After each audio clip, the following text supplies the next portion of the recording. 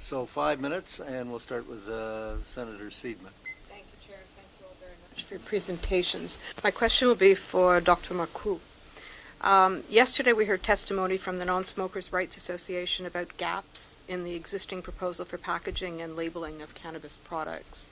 They raised a number of important issues, highlighting some of the ways in which planned regulatory requirements for marijuana will be more lenient than existing standards for tobacco.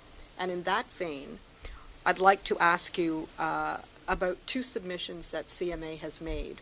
One submission was to the government's task force, and the other submission was most recently to Health Canada's consultation on the proposed approach to regulation of cannabis.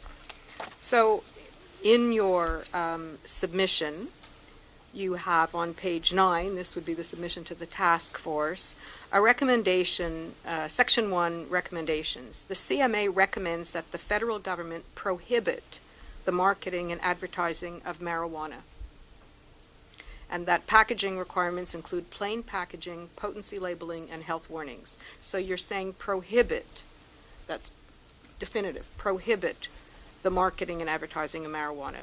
Now, the second point you make is the CMA further recommends that the federal government prohibit flavoring and shapes.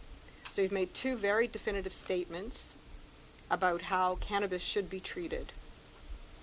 I'd like to hear what you have to say and what your concerns are about this situation in current legislation. C'est certain que les mots défense, prohibit, sont... Of course, the word prohibit is rather strong because we want to protect public health, as you can tell by our submission.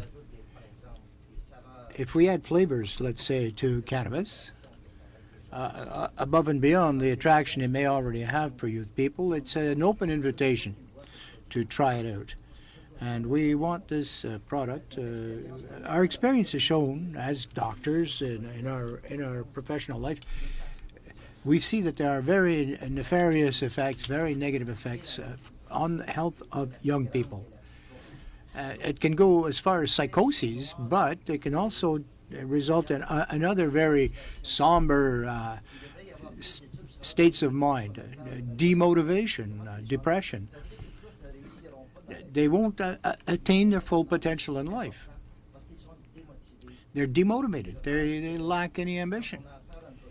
And if you're offering a product such as this, with this kind of effect, you shouldn't be allowed to advertise it. What are you going to advertise? It's not good for them.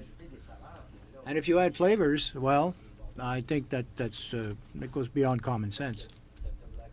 Perhaps Dr. Blackmere has something to add to that? From the experience with tobacco, and so we know very well that the tobacco manufacturers add flavors, or they add things to packaging, or make products slightly different to make them more attractive to youth, and that's really our concern in this way. And when we're talking about shapes, for example, you may have heard the example of gummy cannabis in some of the states where it's been legalized, and people leaving this out, and children taking a handful of gummy cannabis and showing up in the emergency department with overdoses. So it's really to prevent those types of occurrences, and again, really learning from our experience with what the tobacco industry has done to try and entice youth to use their products. Okay, and we did hear testimony in our previous panel to this very same extent about prohibiting any marketing at all because there are so many dangers, and you're confirming that from the CMA's perspective. And the fact that there is no mention, I believe the tobacco regulations are very clear on flavors, and there is no mention in the cannabis legislation about prohibiting flavors and shapes. So this is a concern. Okay. That's something we would like to see added. Thank you. Thank you. Do I have time for one more question? A quick one? Very quick. Okay. So this would be for Dr. Thibault. Your association supports restrictions on THC potency for those between 21 and 25, as you've described to us. And it's a pretty important thing about regulating THC, especially for the developing brains, as you presented to us. So does it concern you that so far the government has articulated no plans to limit THC potency other than cannabis oil? They did propose limitations on cannabis oil. And would it be preferable to regulate THC potency for all cannabis products to better support harm reduction for all users? No, thank you, Senator. A great question. I know I have to give you a short answer. I mean, the CPA does believe, yes, that there should be regulation of the potency of the product.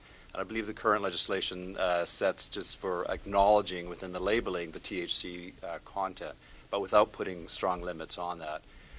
And again, based on the evidence that we have with the higher potency products causing more negative outcomes, I think it's important from our perspective with the mental health, that should be regulated.